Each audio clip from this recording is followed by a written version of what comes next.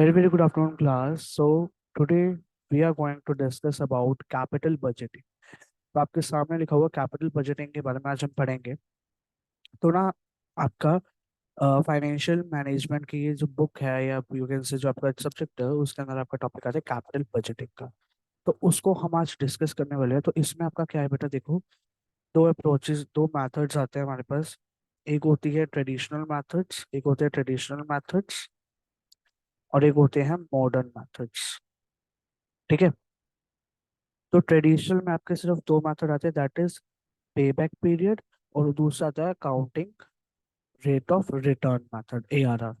Modern में आपके तीन मेथड आते हैं, पहला आता है IRR, NPV और दूसरा आता है प्रॉफिटेबिलिटी इंडेक्स। ठीक है, ये होते हैं आपके।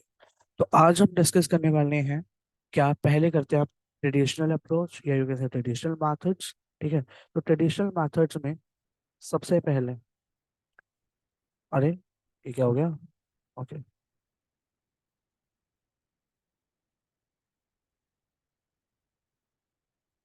Second.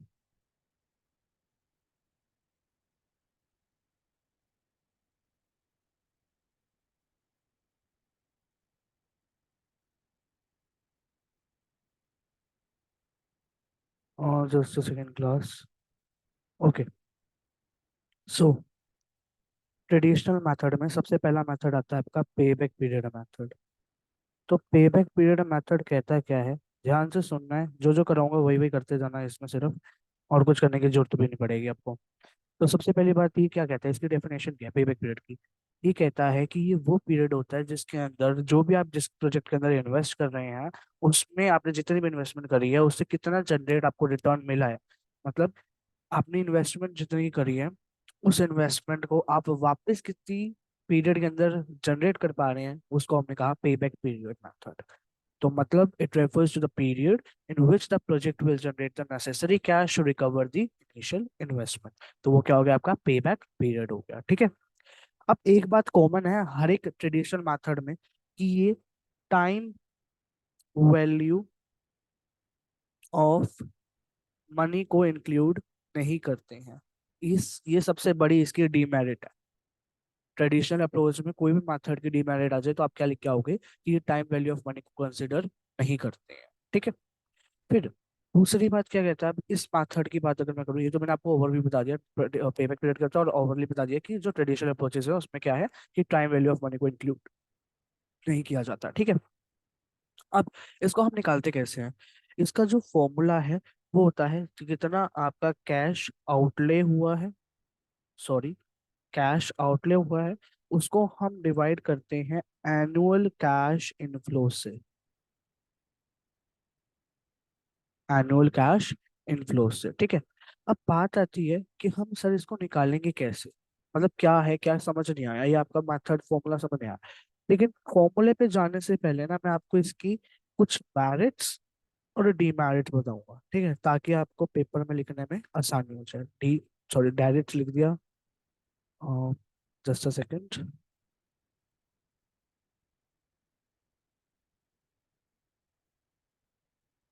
Wait a minute.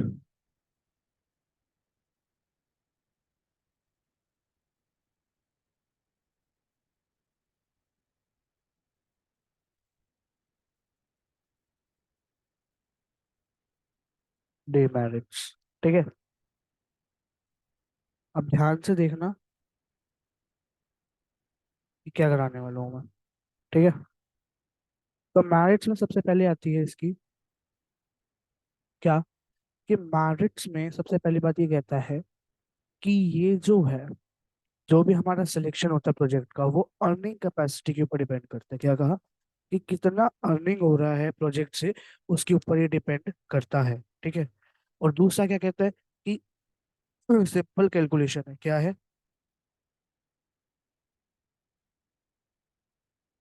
Simple calculation है।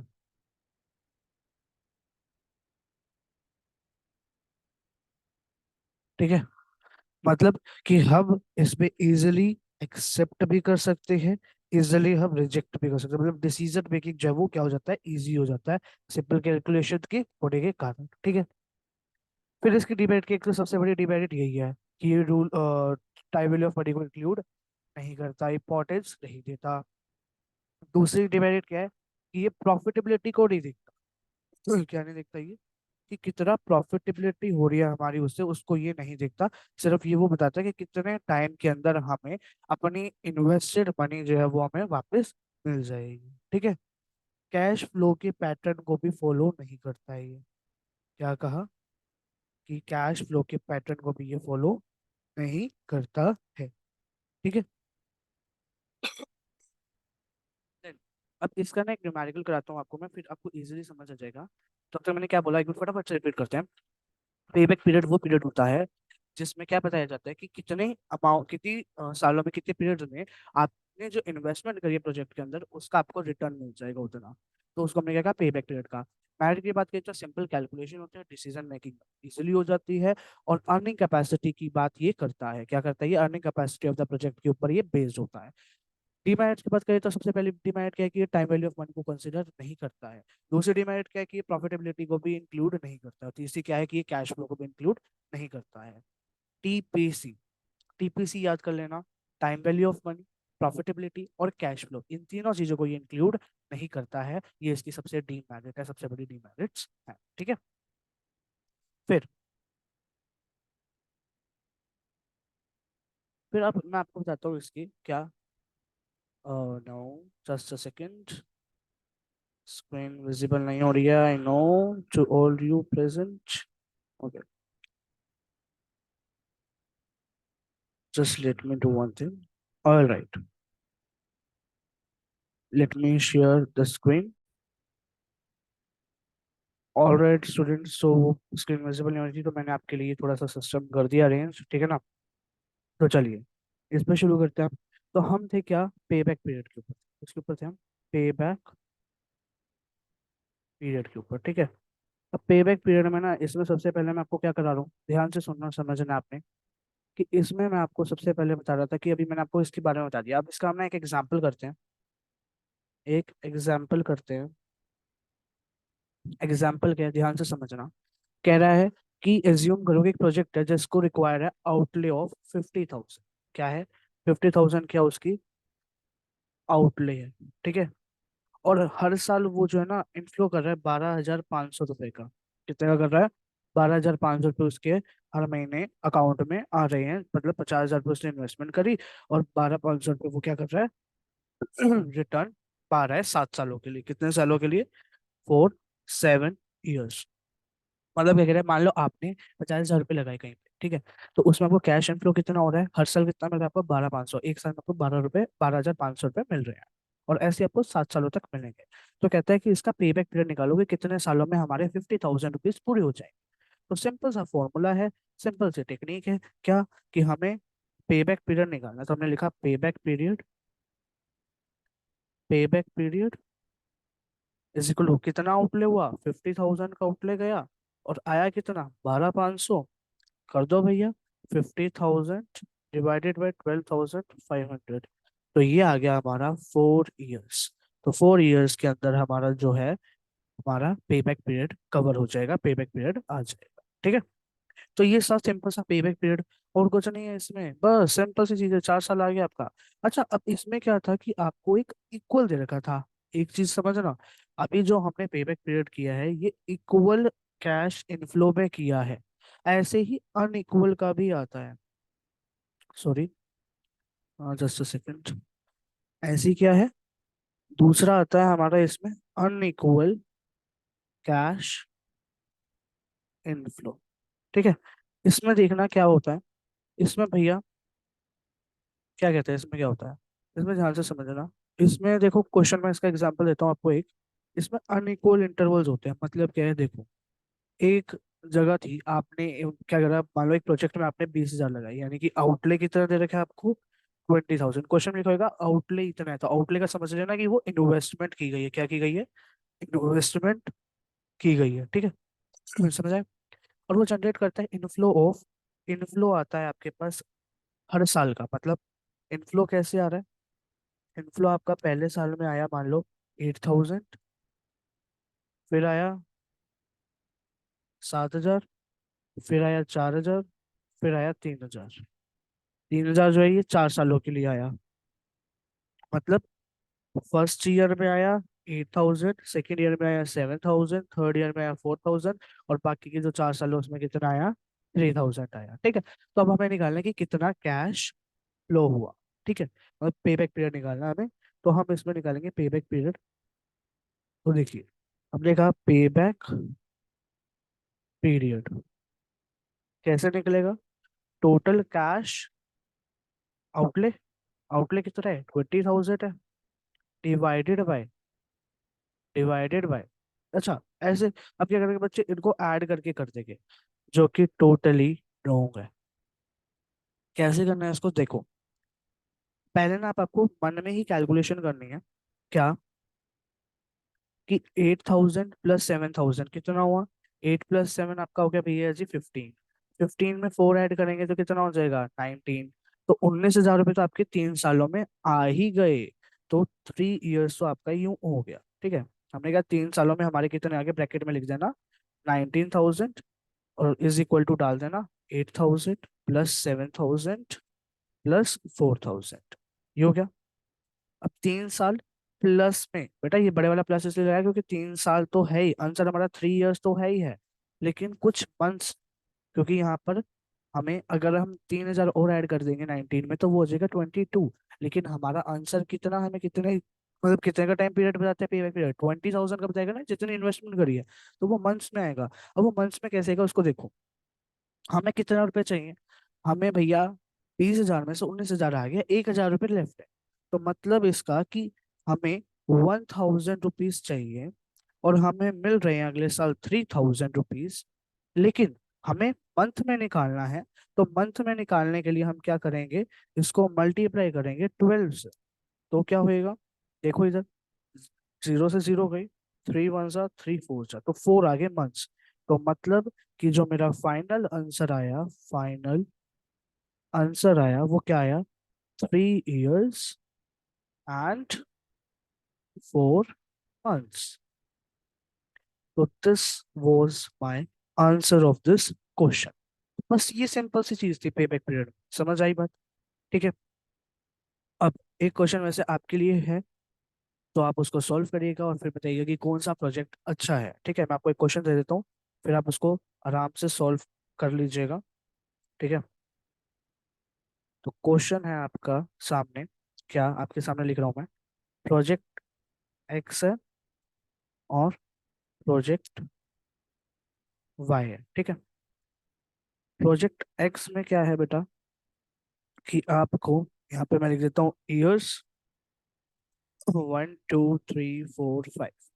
ठीक है, आपने इन्वेस्ट करे कितने, 20,000 रुपीज इन्वेस्ट करें हैं। आपको ये बताना है कि कौन सा बेटर ऑप्शन है आपके लिए, कौन सा प्रोजेक्ट में आपको लगाने के लिए सही रहेगा। पहले साल में इसके 1,000 मिलते हैं, फिर 2,000 मिलते हैं अगले साल, फिर अगले साल 4,000 मिलते हैं, फिर 5,000 मिलते हैं, फिर 8,000 मिलते हैं। लेकिन इसमें पहले मिलते हैं 2,000, 4,000, 6,000, 8,000। ठीक है, इसका आंसर मैच कर लेना। ठीक है, फिर आपको बताना कि कौन सा बेटर है आपके लिए। तो अगर मैं कैलकुलेट करूँ इसमें ही, 4 6 10, 10 और 8 20 हो गया। ठीक है, 5 9 10 12, तो मेरे अकॉर्डिंग जो है इसका आंसर आएगा प्रोजेक्ट वाई। तो आप भी निकालिएगा और मैच जो है, आंसर जो है वो मैच करेगा। ठीक है, तो इसके मेरे अकॉर्डिंग इसमें आंसर क्या आएगा, प्रोजेक्ट वाई आएगा। तो ठीक है, इसको मैच कर लेना। देन आगे चलते हैं। आगे आया भैया जी, देखो अभी हमने पढ़ा नॉर्मल पे बैक पीरियड का था। ठीक है, अब कई यूट्यूबर्स या कोई भी टीचर होएगा ना, आपको सिंपल पे बैक पीरियड के बारे में बताएगा और फिर चला जाएगा, राइट। लेकिन इसमें क्या होता है ना, इसमें ना दो चीजें हो जाती हैं क्या। एक चीज आती है कि पोस्ट पे बैक प्रॉफिटेबिलिटी मेथड, और दूसरा आता है प्रॉफिटेबिलिटी पोस्ट पे बैक प्रॉफिटेबिलिटी इंडेक्स। ठीक है, अब भैया ये क्या मतलब हुआ सर, ये तो समझ ही नहीं आया। अभी देखो, इसी में ही मैं आपको एग्जांपल देता हूँ, कि देखो आपने इक्वल वाला किया, राइट, इक्वल आपने वाला किया। अब हुआ क्या कि इक्वल वाले में, जस्ट सेकंड, इक्वल वाले में आपने 50,000 रुपीज आपने क्या करे थे, इन्वेस्ट करे थे, राइट, 50,000 रुपीज आपने लगाए थे।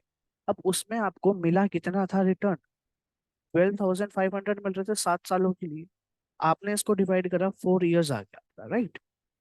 लेकिन 4 साल के बाद पांचवा साल, छठा साल और सातवां साल, 3 साल बचे। अब उन 3 सालों में जितना भी आपको पैसा मिलेगा वो क्या होगा, आपका प्रॉफिट होएगा। तो यही चीज कह रहा है। अब इसमें अगर हम, ये तो हो गया नॉर्मल, देखो ये हो गया आपका नॉर्मल क्या, पे बैक पीरियड मैथड। अब इसमें हमें पोस्ट पे बैक प्रॉफिटेबिलिटी निकालना हो, तो कैसे निकलेगा, वो जो 3 साल बचे हैं उसको हम मल्टीप्लाई करेंगे इस इनफ्लो से, जितने भी इनफ्लो आ रहे हैं, 12,500 आ रहा है। तो आपके इसमें 12,500 इंटू में अगर हम 3 करेंगे तो आंसर आ जाएगा 37,500। This is your profitability method, मतलब पोस्ट पे बैक प्रॉफिटेबिलिटी मैथड। ठीक है, ये आपका क्या गया, इसका आंसर आ गया। ठीक है, क्लियर है ये बात। अब ऐसी अगर आप अनइक्वल में देखें, अनइक्वल में अगर आप देखें तो अनइक्वल में कैसे निकालेंगे आप, देखिए अनइक्वल में आपके पास कितने बचे, 4,000, 3,000 मिल रहे थे आपको 4 सालों के लिए, जिसमें से 1 साल के आपके कितने मंथ्स बचे हैं, 6 महीने बचे हैं। ठीक है ना। तो इसमें भी आप उसी वे में निकाल सकते हैं कि आपके कितने साल, 2 साल, 3 साल बच गए, 3 इंटू 3, 9,000, तो वो हो गया भैया, 9,000 वो आ गया आपका। कि मतलब देखो मैं आपको यहाँ पे बताता हूँ करके, कि आपका देखो 4 साल के लिए आपको कितने मिल रहे थे, 3,000 मिल रहे, जिसमें से 3 साल एक साइड रखो, और इसमें से 1 साल में जो था अब तक 4 मंथ चले गए आपके इनिशियल अमाउंट को रिकवर करने में, तो बाकी मंथ्स कितने बचे आपके, 8 महीने बचे, 8 महीने बचे। अब इन 8 महीनों का कैसे निकालेंगे, देखो तो इसमें हम क्या करेंगे, 3 महीने आपके जो बचे हुए हैं इनटू में 3,000 हो गया, which comes to be 9,000 rupees. एक तो ये हो गया आपका पहली इक्वेशन कह सकते हो। फिर दूसरी अमाउंट हमें निकालनी है 8 महीने की, तो 8 डिवाइडेड बाय 12 इंटू में 3,000 करेंगे, तो निकालो। थ्री वन, ये गया 3 पे काटा अगर हमने 1,000, ये 4 आया, 4 1 जा 4 2 जा, अरे यार ये हो गया 4 2 जा, तो ये आ गया 2,000 रुपये। ठीक है ना। वैसे अगर आप देखो तो आपने 3,000 रुपये लगाए थे, उसमें से आपने 1,000 चाहिए था, तो आपने 4 महीने का निकाला था, तो ऑब्वियसली बात है, तो अब आपका कितना आएगा, अब आपका इतना ही तो आएगा ना, क्या, कितना आएगा, 2,000 ही तो बचेगा ना। तो इसमें ऐड कर दो ये, तो टोटल अमाउंट आपकी कितनी आ गई, टोटल अमाउंट आपकी आ गई इसमें 11,000 रुपीज। तो ये आ गया आपका प्रॉफिट, क्या आ गया, प्रॉफिट। ठीक है ना। तो ये चीज थी। बाकी फिर इस प्रोजेक्ट में भी निकाल सकते हो, इस प्रोजेक्ट में तो देखो इसमें आप, ये अच्छा है आपके लिए, 4 साल में 20,000 रुपये आपको पूरे दे। और अगला आगे देखें हम, तो 8 9 10 15, इसमें कोई फायदा नहीं है, क्योंकि इसमें ना आपको 20,000 के 20,000 ही मिल रहे हैं। ठीक है ना, इसमें कोई दिक्कत नहीं है, इसमें दोनों में सेम अमाउंट मिल रही है। ठीक है। अब बात आई कि सर आपने एक चीज तो बताइए, प्रॉफिटेबिलिटी क्या है, पोस्ट पेबैक प्रॉफिटेबिलिटी। ठीक है, पोस्ट पेबैक प्रॉफिटेबिलिटी इंडेक्स क्या है। अच्छा, प्रॉफिटेबिलिटी का फॉर्मूला क्या है, एनुअल कैश इनफ्लो जितना हुआ है हमारे इन्वेस्टमेंट में, और remaining life after the pay back period. ठीक है। अब प्रॉफिटेबिलिटी इंडेक्स का फॉर्मूला क्या है, प्रॉफिटेबिलिटी इंडेक्स का फॉर्मूला होता है बेटा, जितना भी आपको पोस्ट पे बैक प्रॉफिट मिला है उसको हम इनिशियल इन्वेस्टमेंट से डिवाइड करेंगे और मल्टीप्लाई करेंगे 100 से। तो फॉर एग्जाम्पल, आपके फर्स्ट इक्वल वाले में आपको 37,500 का क्या हुआ था, प्रॉफिट हुआ था, राइट। तो 37,500, और इन्वेस्टमेंट कितनी करी थी आपने, 50,000 की, इंटू में 100, 2 जीरो से 2 जीरो, 1 जीरो से 1 जीरो, इससे ये गया, अब बचा 375, तो 375 डिवाइडेड बाय में 5, तो ये आ गया आपका 75% कह सकते हो। This was your answer, that's it.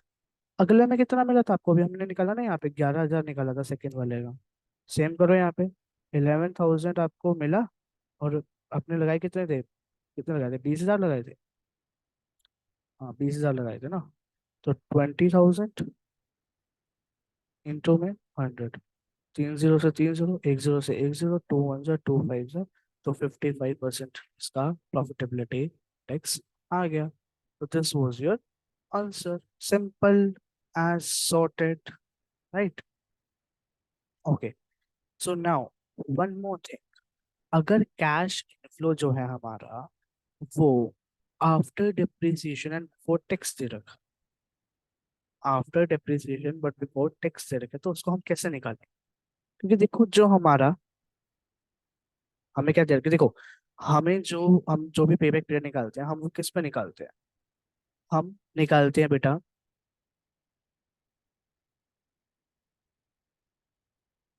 After tax but before depreciation. क्या कहा मैंने?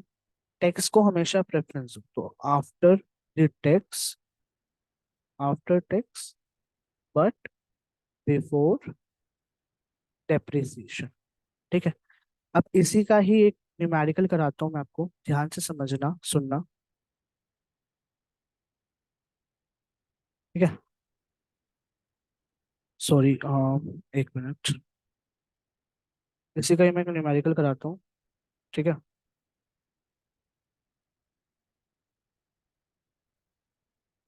नाउ सी, आपका एक प्रोजेक्ट है जिसमें आपके 50,000 रुपीज आपने लगाए। लेट सपोज आपने 50,000 रुपीज एक प्रोजेक्ट में लगाए। ठीक है। उससे आपको 80,000 रुपीज जो है ना वो प्रॉफिट हुआ। 80,000 रुपीज का क्या हुआ आपको? प्रॉफिट हुआ। ठीक है।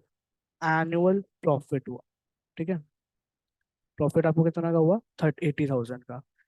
लेकिन ये जो प्रॉफिट हुआ है ना आपको, ये आफ्टर डेप्रिसिएशन है और बिफोर टैक्स है। तो इसमें ये जो डेप्रिसिएशन है इसका रेट है आपका बेटा 12%, और जो टैक्स है उसका रेट है 50%। तो इसमें आपको पे बैक पीरियड निकालना है, तो कैसे निकालोगे? तो सॉल्यूशन देखिएगा, आंसर देखिएगा इसका। तो हमने क्या कहा कि ध्यान से देखिए, आपको कितने रुपए मिले? आपको मिले 80,000 रुपीज। हमेशा याद रखो, हमें टैक्स को प्रेफरेंस देनी है, सबसे पहले टैक्स को प्रेफरेंस देनी है, मतलब after tax before depreciation. Profit या मतलब फॉर्मूला याद करना है तो कैसे करेंगे? After tax before depreciation. ठीक है। और फॉर्मूले में कैसे करना है, मतलब सॉल्यूशन भी कैसे करना है? पहले टैक्स को प्रेफरेंस, फिर डेप्रिसिएशन को प्रेफरेंस। ठीक है ना? तो अभी हमें यहाँ पे क्या करना पड़ेगा? पहले हमें इसमें टैक्स को ऐड माइनस करना पड़ेगा। कितना है? 50%। तो माइनस करेंगे 80 में से 40,000, which comes to be your 40,000। ठीक है ना? फिर हमने कहा टैक्स के बदले हम किसको प्रेफरेंस देंगे? डेप्रिसिएशन को देंगे। लेकिन हमें क्या चाहिए? देखो, आफ्टर टैक्स चाहिए था। टैक्स के बाद वाला तो हमें आफ्टर चाहिए, तो हमने टैक्स को क्या कर दिया? सब्ट्रैक्ट कर दिया, माइनस कर दिया, राइट। और हमें बिफोर डेप्रिसिएशन चाहिए, तो हमें डेप्रिसिएशन क्या करना पड़ेगा? यस, ऐड करना पड़ेगा डेप्रिसिएशन। तो डेप्रिसिएशन कितना आएगा? 40,000 पे निकालेंगे आप कई बच्चे। लेकिन भैया हमने इन्वेस्टमेंट कितनी करी है? 5 लाख की करी है ना, तो इन्वेस्टमेंट पे हम डेप्रिसिएशन लगाएंगे ना, प्रॉफिट पे डेप्रिसिएशन थोड़ा लगता है। तो कितनी इन्वेस्टमेंट करी हमने? 5 लाख की करी, उसका 12% निकालो, 60,000 आएगा। तो 60,000 इसमें ऐड कर देंगे, तो कितना आ गया हमारा टोटल कैश इनफ्लो? या you can say profit after tax but before depreciation, या एनुअल कैश इनफ्लो कितना आया? 1 लाख आया। तो अब सिंपल सी बात है, पे बैक पीरियड के फॉर्मूले में लगाएंगे। पे बैक के फॉर्मूले के पीरियड में क्या आएगा?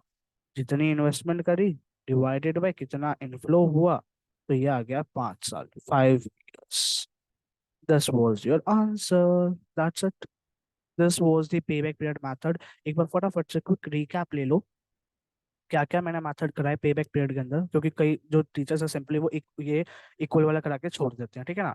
तो पे बैक पीरियड में दो चीजें आती है, इक्वल और अनइक्वल। तो इक्वल में आपको डायरेक्ट फॉर्मूला लगाना है, कितनी इन्वेस्टमेंट करिए डिवाइडेड बाय में कितना आपको कैश इनफ्लो हो रहा है। ठीक है? या cash outlay divided by cash inflow, या investment divided by cash inflow. ठीक है? या सिंपल सरल भाषा में बोलो, जितना रुपया लगाया उससे कितना रुपया हमें मिल रहा है, और कब तक हमारी वो पैसा रिकवर हो रहा है, उसको हमने क्या कहा? पे बैक पीरियड कहा।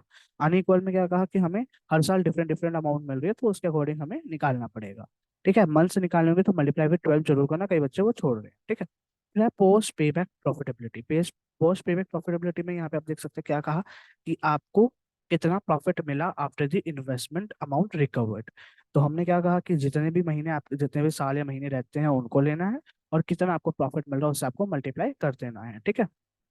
नॉर्मल मैथमेटिक्स है और कुछ नहीं है। फिर आपका प्रॉफिटेबिलिटी वो आया, इंडेक्स आया।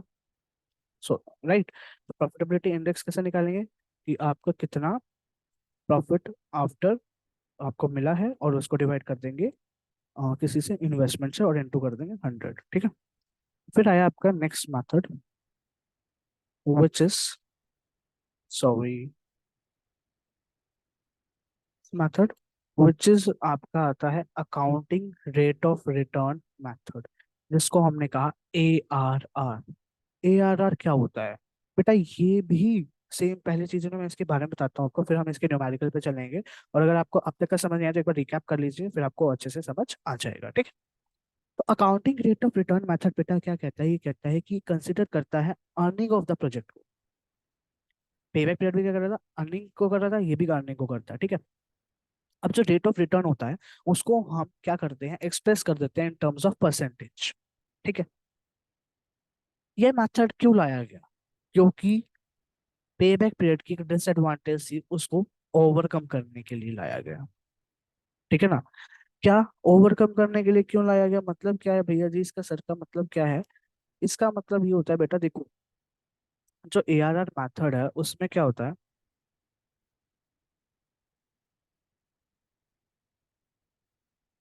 हाँ जी, चलिए। तो ARR मेथड में क्या कह रहा है, कि कह रहा है कि इसमें क्या होता है कि देखो, अगर प्रॉफिट्स होते हैं ना इस मेथड में, वो कैलकुलेट किए जाते हैं after depreciation and the tax. मतलब हमने कहा था कि हमें after tax but before depreciation चाहिए, लेकिन ये जो मेथड होता है ये प्रॉफिट को, मतलब जो प्रॉफिट्स होते हैं इसमें कैलकुलेट कैसे कैलकुलेट होते हैं, after depreciation and the tax of the entire life of the project के करके, ठीक है ना। इसका भी क्वेश्चन देखते हैं, करके देखते हैं, फिर उसके बारे में बताऊंगा। क्या एवरेज रेट ऑफ रिटर्न का मतलब, इसका फॉर्मूला क्या है, फॉर्मूले पे जाने से पहले हम इसके ना मेरिट्स और डिमेरिट्स और एक्सेप्ट कैसे करेंगे, रिजेक्ट कैसे करेंगे उसको देखो। अगर किसी भी प्रोजेक्ट के अंदर आपको higher than the minimum rate मिलता है, मतलब कि आपको मान लीजिए,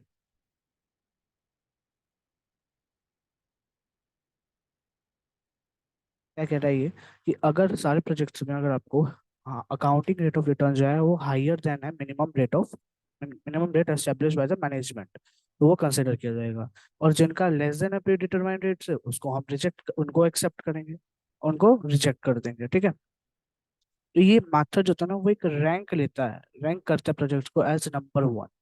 अगर हाईएस्ट ARR है तो नंबर वन को क्या करेगा, हाईएस्ट ARR। और अगर लोएस्ट रैंक किसको असाइन की जाती है, जिसका प्रोजेक्ट क्या हो लोएस्ट ARR होता है, जिसका लो ARR होता है, मतलब अकाउंटिंग रेट ऑफ रिटर्न होता है, ठीक है। फिर है ये जो ये मेथड है, इसकी मेरिट्स क्या है, इसकी मेरिट्स एक ही, इजी है, सिंपल है टू अंडरस्टैंड और यूज करने की, वही पेबैक पीरियड वाली बात आ गई। फिर बात आई कि इसमें क्या होता है, ये कंसेप्ट लेता है किस चीज का, सबसे बड़ी चीज इसकी मेरिट की, कि ये नेट अर्निंग्स को इंक्लूड करता है, क्या कहा, नेट अर्निंग्स को ये क्या करता है, इंक्लूड करता है, ठीक है। अब ये कैलकुलेट किया जाता है यूजिंग द अकाउंटिंग डेटा, इसको हम कैसे कैलकुलेट करते हैं, यूजिंग द अकाउंटिंग डेटा, ठीक है। डीमेरिट्स क्या है, भाई टाइम वैल्यू ऑफ मनी को इग्नोर करता है, कंसिडर नहीं करता क्या, कि लेंथ कितनी है प्रोजेक्ट की, उसको भी कंसिडर नहीं करता। और ये कंसिस्टेंट नहीं होता with the forms objective of maximising the market value, ठीक है। इग्नोर कर देता है क्या, फैक्ट, किस चीज के फैक्ट को, कि जो प्रॉफिट्स है वो अर्न किए जाते हैं, वो उनको हम क्या करेंगे, री इन्वेस्ट नहीं करेंगे, इग्नोर कर देते हैं कि जो जितना भी हमें अर्न करेंगे प्रॉफिट, उनको हम री इन्वेस्ट करेंगे। तो इसको ये क्या करता है, इग्नोर करता है, ठीक है।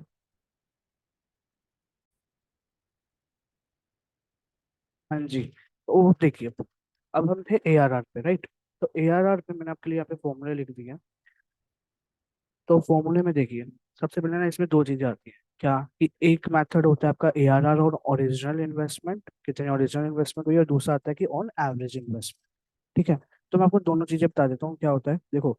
जो आपका ओरिजिनल इन्वेस्टमेंट है उसमें क्या होता है, कि आपका फॉर्मूला होता है annual average profits divided by initial investment into में 100, ठीक है। जिसमें इनिशियल इन्वेस्टमेंट का फॉर्मूला क्या होता है, कॉस्ट ऑफ द इक्विपमेंट कितनी है, उसमें से अगर हम सैल्वेज वैल्यू को, स्क्रैप वैल्यू को माइनस कर देते हैं, तो हमारा क्या आ जाता है, इनिशियल इन्वेस्टमेंट आ जाती है, ठीक है ना। सो अब भैया देखिए, हमें क्या करना है, और एवरेज इन्वेस्टमेंट में क्या होता है फॉर्मूला, एवरेज इन्वेस्टमेंट पे फॉर्मूला होता है annual average profits divided by average investment into में 100, ठीक है। तो यहाँ पर एक न्यूमेरिकल सॉल्व करके देखते हैं। तो जिसमें सबसे पहला क्वेश्चन है आपका, कि एक प्रोजेक्ट है जिसमें रिक्वायरमेंट हो रही है कितने की, जिसमें आपकी रिक्वायरमेंट हो रही है कितने की, 5 लाख रुपीज, ठीक है ना। 5 लाख रुपए आपको जो है उसमें चाहिए, ठीक है। तो 5 लाख, सॉरी 5 लाख रुपये चाहिए नहीं, 5 लाख की आपने इन्वेस्टमेंट करी, ठीक है ना, आउटले हो गया। जिसमें स्क्रैप वैल्यू जो थी वो कितनी थी, 20,000 थी। कितनी थी, 20,000 थी, ठीक है। अब ये कहता है कि जो इसमें प्रॉफिट्स हुए हैं आफ्टर स्क्रैप वैल्यू थी कब, 20,000 की, कब आई, 5 साल के बाद आई, ठीक है ना। ये एक्सपेक्ट किया जाता है कि जो प्रॉफिट्स है ना after depreciation and taxes during the 5 years, वो क्या थे, वो थे 40,000, 60,000, 70,000, 50,000, 20,000, ठीक है। अब इसमें हमें क्या करना है, हमें निकालना है ARR। क्या निकालना है, ARR निकालना है, ठीक है ना। तो इस पे ARR हम कैसे निकालेंगे, तो इस पे ARR निकालना बहुत ही आसान है आपकी बेटा। बात को बस ध्यान से सुनना है और समझना है, ठीक है। देखिएगा कि हम इसमें कैसे निकालते हैं इसका आंसर। तो सिंपल सी चीजें लगानी है आपने और आपका आंसर जो है वो आ जाएगा, ठीक है ना। तो देखिए, सबसे पहले हमें क्या कह रखा है कि हमें यहाँ पर दे रखा है इन्वेस्टमेंट, स्क्रैप वैल्यू दे रखी है और प्रॉफिट्स दे रखे हैं, ठीक है। तो टोटल प्रॉफिट निकालेंगे सबसे पहले, हम क्या निकालेंगे, नेट प्रॉफिट्स जो है हमें उसको निकालना पड़ेगा। अब हमें जब प्रॉफिट निकालना है तो हम प्रॉफिट्स कैसे निकालेंगे, सबको ऐड करके निकालेंगे ना, है ना। ऐड करो इन सबको, क्या है ऐड करके, 40 + 60 हो गया 1 लाख, 1 लाख के बाद 50 और 20 हो गया आपका 70, 70 और 70 हो गया 1 लाख 40, 1 लाख 40 और 1 लाख 2 लाख 40। तो 2,40,000 रुपीज आपका क्या आ गया, आपके प्रॉफिट्स आ गए, राइट। अब आपको निकालनी है क्या, नेट इन्वेस्टमेंट निकालनी है। क्या निकालनी है, नेट इन्वेस्टमेंट निकालनी है। सिंपल सी बात है, नेट इन्वेस्टमेंट निकालो। तो इनिशियल एवरेज बेशक भूल जाओ, सिंपल सी चीज है, नेट इन्वेस्टमेंट आपको निकालनी है। और जिसमें आपको स्क्रैप वैल्यू नहीं दी होगी उसमें आपको डायरेक्ट इन्वेस्टमेंट लिखनी है, जिसमें स्क्रैप वैल्यू दे होगी उसमें आपको स्क्रैप वैल्यू माइनस करनी पड़ेगी, ठीक है। तो 5 लाख रुपए हमारी क्या थी, इनिशियल इन्वेस्टमेंट थी, माइनस स्क्रैप वैल्यू, यानी एवरेज वाले से ये हो रहा है। तो 2,40,000 डिवाइडेड बाय में कितना आ जाएगा, 5 लाख को अगर हम डिवाइड माइनस करेंगे तो कितना आएगा, 4,80,000। यही आएगा, ये गया। अगर हम इसको कट करेंगे, ठीक है ना, अगर हम, और इनटू में आपका 100 भी होएगा, ठीक है ना, इनटू में 100 लेना भूलना मत, ठीक है। तो अगर हम 48 को डिवाइड करेंगे 24 से तो आपका कितना आएगा, ये 2 आएगा। और 2 से इसको काटोगे तो कितना आएगा, 50 आएगा ना। कितना आएगा, 50 आएगा। 2,40,000 डिवाइड बाई 4,80,000 था ना। तो ये कितना हो गया आपका आंसर, तो इसका आंसर आपका आ गया बेटा 50%। This was your average rate of return, ठीक है ना। तो दिस वॉज द क्वेश्चन। तो ऐसे करके आपको ये सॉल्व करना है, ठीक है। नेक्स्ट क्लास में हम डिस्कस करेंगे मॉडर्न मैथड्स, ठीक है। इसका एक न्यूमेरिकल और दे देता हूँ आपको मैं, ठीक है ना। न्यूमेरिकल क्या है बेटा, देखो, लिख लो कि एक एक्स लिमिटेड है, उससे 2 मशीन्स खरीदी है, ठीक है। दोनों की मशीन की जो कॉस्ट है, मतलब इन्वेस्टमेंट जो होगी वो कितनी होगी, 60,000 रुपीज होगी। और एक्सपेक्टेड लाइफ उसकी है 5 ईयर, ठीक है, 5 ईयर्स, ठीक है। नेट प्रॉफिट बिफोर टैक्स, देखो ध्यान से सुनना, net profit before tax and depreciation and after depreciation है, वो दे रखा है। लेकिन आपको इस मेथड में दोनों चीजें क्या चाहिए, आफ्टर चाहिए, after tax and after depreciation, ठीक है। तो अब ध्यान से सुनना, इसमें क्या है, तो आपको क्या निकालना है, ARR निकालना है, एवरेज रेट ऑफ रिटर्न निकालना है, ठीक है ना। तो अब इसमें आपको ईयर दे देता हूँ मैं आपको, year, machine X, machine Y, ठीक है, ये दे रखी है। Then 1 year, 2 year, 3 year, 4 year, 5 year, ठीक है। ग्लिच इधर ही हो रहा है उधर भी हो रहा है, चलो मैं एक बार देख लेता हूँ कहाँ कहाँ ग्लिच हो रहा है, ठीक है। तो अब आपको फर्स्ट ईयर में दे रखे हैं 15, 20, 25, 15, 20, 25, 15, 10, ठीक है। और वाई का दे रखा है 5,000, 20, 30, 20, ठीक है। और और एक चीज आपको और दे रखी है, and that is average rate of tax, which is given to you 50%। तो करना क्या है, इसको सॉल्व कैसे करना है, देखो सिंपल सी चीज है, आपको net profit before tax and after depreciation दे रखा है। तो हर एक में से आपको क्या करना पड़ेगा, पहले टैक्स को माइनस करना पड़ेगा 50%, ठीक है ना। फिर आपकी जो वैल्यूज आएंगी उनको ऐड कर देना है, and then you have to scrap value इसमें देनी रखी है, तो डायरेक्टली 60,000 से क्या करना है, डिवाइड करना है। ऐसे ही सेम विद द वाई। और फिर आपको बताना है कि कौन सी इन्वेस्टमेंट, कौन सी मशीन खरीदने में आपको बेटर है ऑप्शन, मतलब जिसमें आपकी क्या होगी बेटा, अभी मैंने आपको बताया ना कि एक्सेप्ट और रिजेक्ट कब करेंगे हम बेटा इसको एक्सेप्ट तब करेंगे जब हमें हाइयर रिटर्न जहाँ पे मिलेंगे।